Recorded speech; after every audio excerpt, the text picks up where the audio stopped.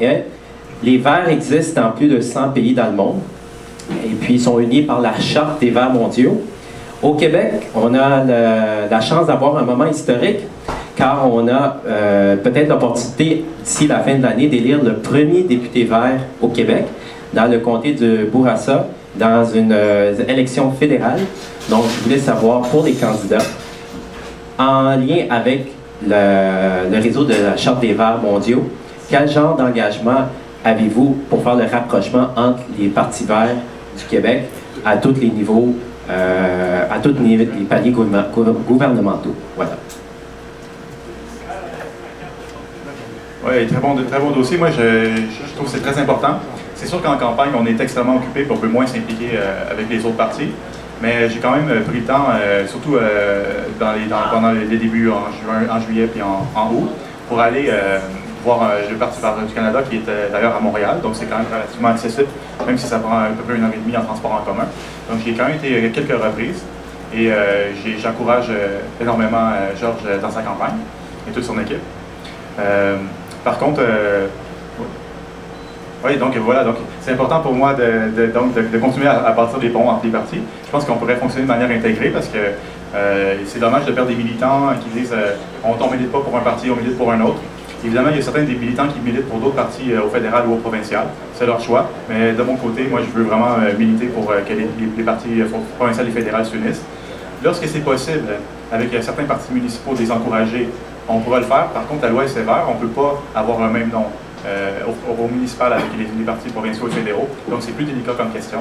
Mais c'est certain que si il y a certains partis qui sont davantage verts, on va les encourager, puis on va leur dire que c'est bon, qu'est-ce qu'ils font, mais c'est plus délicat avec le municipal. Oui, en effet, on est en train de vivre quelque chose qui peut être très important, parce que d'avoir un premier député vert, ça va changer la donne et ça va changer aussi la vision que les citoyens vont pouvoir avoir du Parti vert, que ce soit du Parti vert du Canada ou du Parti vert du Québec. Comme Pierre-Étienne, on n'a pas eu vraiment le temps d'aller s'impliquer complètement parce que les deux sont en même temps, sont concomitants. Mais moi aussi, je me suis rendue au bureau, au boulevard de Georges Larac pour voir exactement ce qui se passait là-bas. C'est très important. Je dirais même que j'ai rencontré la maman de Georges Larac et j'ai eu l'occasion de parler longuement avec elle plutôt qu'avec Georges. De toute façon, je l'avais rencontré au mois de juin.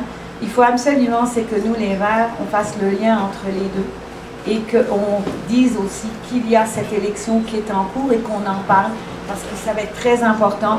Un député vert va faire la différence au niveau du Québec.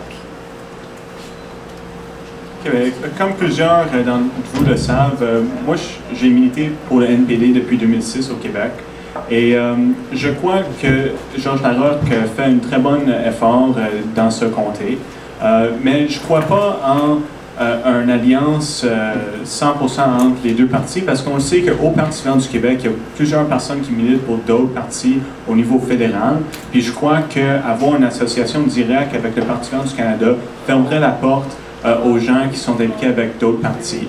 Donc, je crois que c'est important que le Parti vert soit pour le Parti vert du Québec en premier, et c'est certain qu'on partage beaucoup des mêmes convictions avec le Parti vert et avec plusieurs autres partis politiques.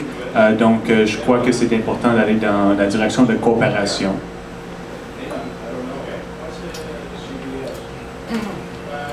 Alors, le Parti vert, c'est nous. C'est notre parti, le Parti vert du Québec, les balises que le directeur général des élections nous impose.